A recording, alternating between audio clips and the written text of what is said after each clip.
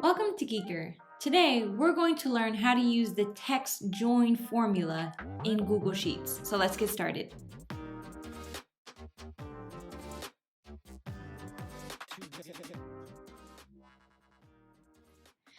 So the formula for TextJoin is going to allow you to combine a variety of cells together using a delimiter. So I'm going to show you what that means.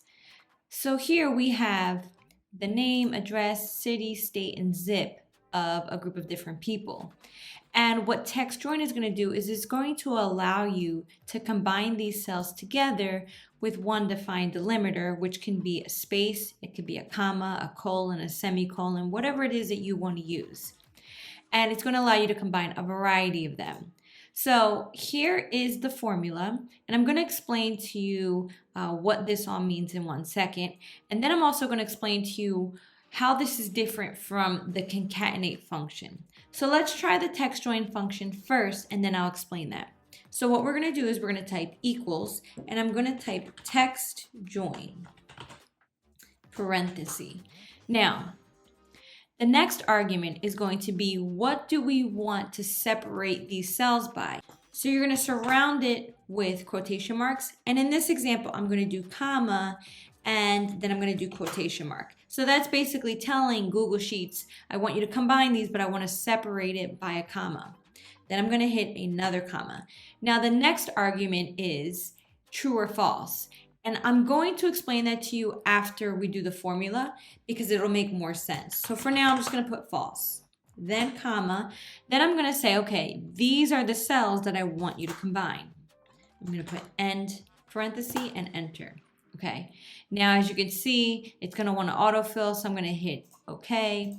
Now, here's what I want you to notice. This is separating everything with a comma, so everything looks really good. Now, here's one thing I want to point out. Do you notice how Texas doesn't have a zip code, nor does California, but you notice how there's still this comma here as if something is coming after? So this is where this true-false comes in. So if I put false, I'm basically telling Google Sheets that I don't want it to ignore empty cells, but I actually do. So if I were to go back up here, I'm going to delete these. If I were to go back up here and I just change this to say true, what it's going to do now is it's going to ignore empty cells. So if I zoom in, now you'll notice that Texas doesn't have a comma because it knows that there's nothing in the sub after it.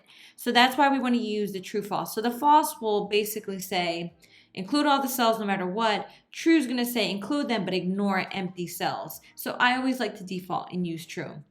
Now, how is this different from concatenate? Concatenate is another way that we can combine cells, but it does have its restrictions and limitations. So TextJoin is good when I only want to separate by one delimiter, and in this situation it was a comma. So for concatenate, let's say I were to do this with concatenate, I would actually have to say, all right, here's the first cell, comma, then I'm going to select what is my delimiter. My delimiter would be quotation mark, comma. Then I have to select the next one. So let's just stop there. So here is how the argument for concatenate would look.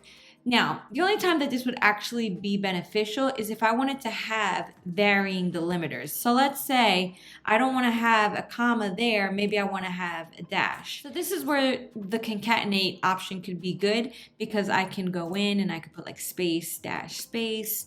I can switch what the delimiter is, and that's where you would really use concatenate. But as you can see, it can kind of be cumbersome because you have to select all of these different cells to do that.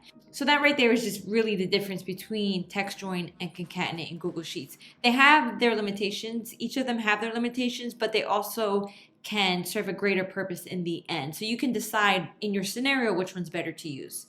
But that's it. That is how we use the TextJoin function in Google Sheets. I hope you guys found this video helpful. Make sure you subscribe to our YouTube channel for more helpful tips and tutorials.